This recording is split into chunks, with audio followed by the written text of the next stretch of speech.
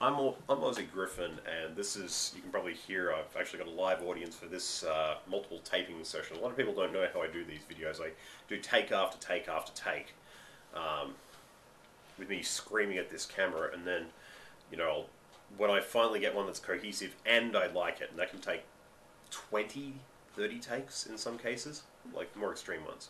No, it's true.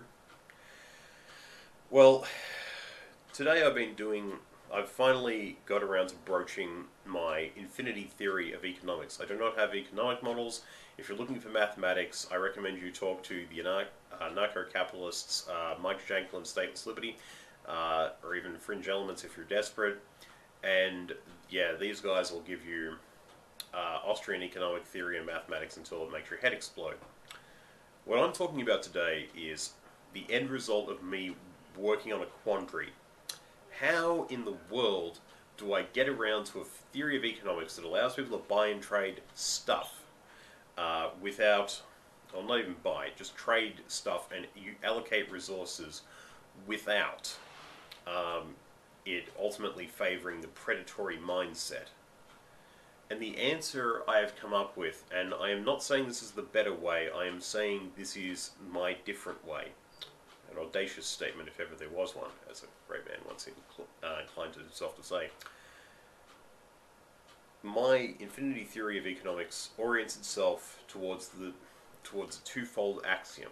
One, value that which is abundant. Dirt in the ground can be used to grow anything if you treat it right. Air around us, everyone breathes it. So once again, we have to value that. The water in our oceans and our lakes and our rivers, we can drink it, we can swim in it, we can bathe in it, we can cook with it. And once again, if we value it and even use it as fuel, we can use these things to great effect.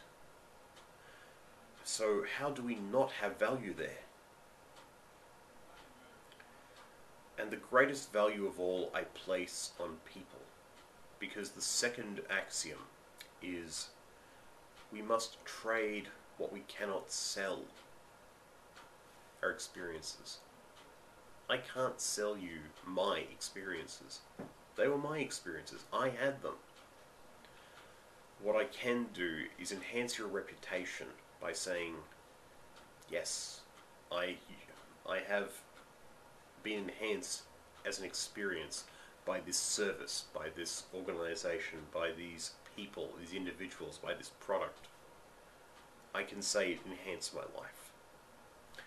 And every endorsement I would give would be rated against the things that I have done wrong, or the purely destructive and not destructive in form of a wrecking crew, destructive as to somebody's life experiences that others have registered against me.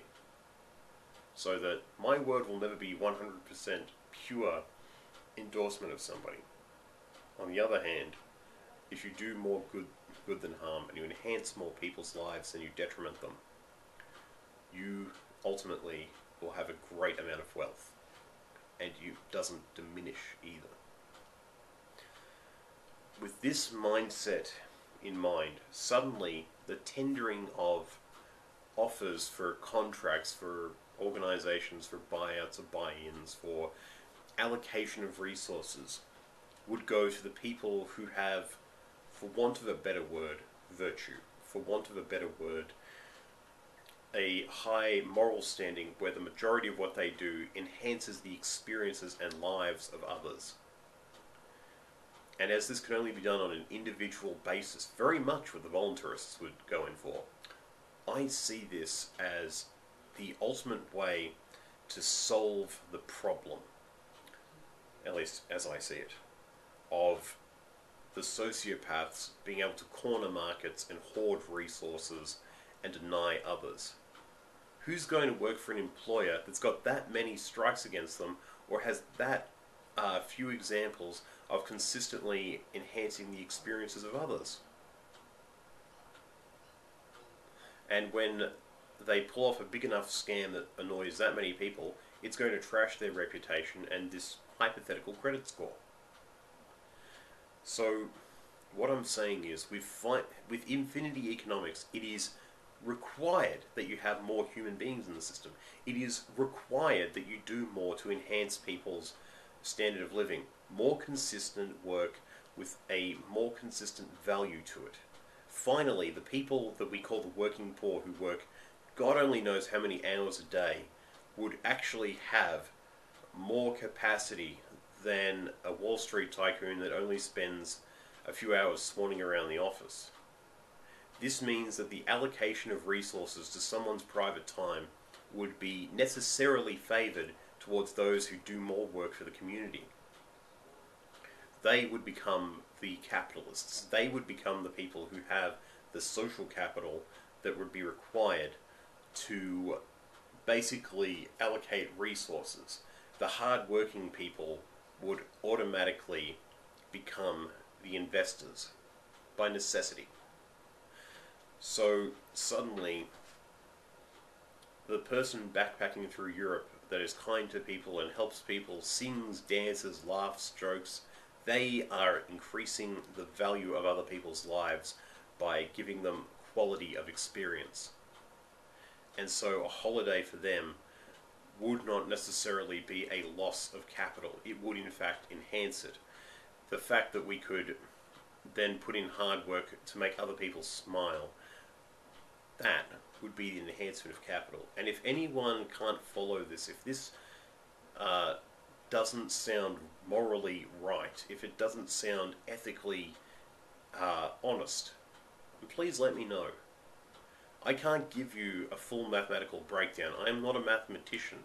However, the principles that have been congealing, no, that's the word, that came to me in an almost revelatory moment where it all just clicked in my head, an epiphany, if you will.